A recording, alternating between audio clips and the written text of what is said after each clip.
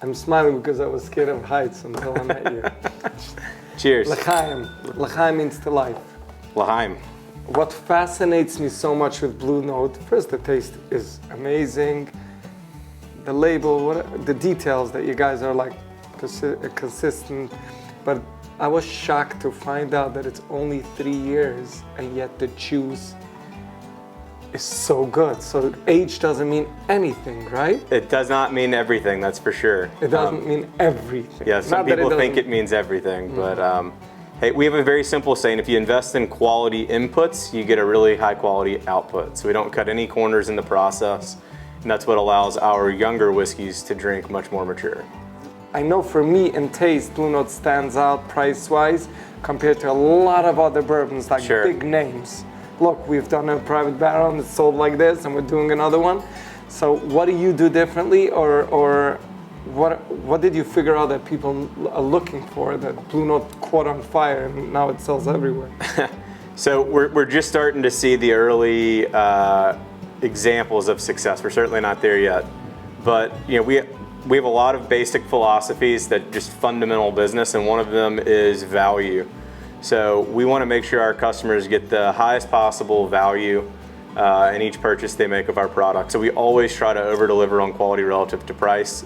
This day and age, bourbon whiskey prices are going crazy. Everybody's raising their prices up, and up.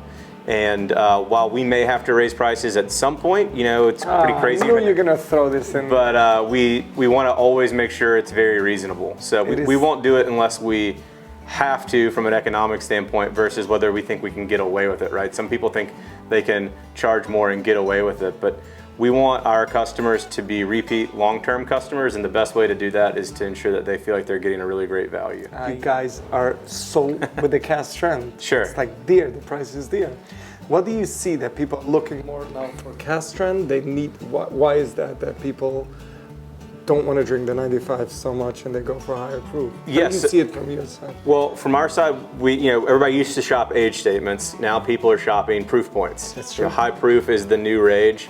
It's really come on strong in the last 18 months since COVID, of all things. Because I remember Booker sitting on my shelf being dusty. Sure. All of a sudden. Yeah, so with the kind of bourbon craze, the bourbon boom, more and more people are getting into higher quality bourbons, cask strength bourbon single barrels, and with that, they like to drink it concentrated. They like to drink it straight from the barrel, not watered down. And it's been a really interesting evolution of the consumer's palate towards this high proof direction. And that's why we think our Blue Note, the uncut, does so well. It's a reasonable price, really high quality, and it delivers high proof. I mean, we're looking. You don't have to think it; it's a fact. About 120 bottles, Yeah, but 120 proof on the one in front of us here, and it's been a really interesting evolution to see that go from people liking, originally 90 proof was high proof, then 95, and the bottled and bond, and the 100. I mean, I remember when the Wild Turkey 101, the kickin' chicken, as they call it, was considered crazy high proof, and then now 101 proof is nothing, and it's just kind of every day. Everybody wants it straight from the barrel. I think that has to do with the consumer's desire to drink a product unadulterated or just kind of as it naturally is, and then that quest for the unique bottles you find with the single barrels, how each barrel is different. So it's been really interesting because a few years ago when we got started in this, it wasn't this high proof craze really hadn't begun. So if you can explain to the consumer why high proof is higher in price, and it's not just a gimmick of like a salty barbecue potato chip costing 5 cents more. There's something more to it. Sure, yeah, it's certainly not a gimmick. It's because we store the whiskey or the bourbon in a barrel at a higher alcohol content typically than we bottle it. So when we bottle the high proof, we're bottling it without adding any water. So we don't mean to insinuate that our regular 93 proofs are watered down, but literally we have added water, which will stretch the volume. And if you're getting the high proof, the cask strength or barrel proof as we call it, you're getting the concentrate. So concentrate typically costs a little bit more. So you get much less out of a barrel. That's right. We get less yield per barrel that way because we have not added the water to stretch the volume. And then also we get taxed based on the volume of proof gallons that we put out. So pretty much the federal government taxes us based on the gallons of pure alcohol that we sell. And so our tax on a case of the uncut is higher than our tax on the case of the 93 proof.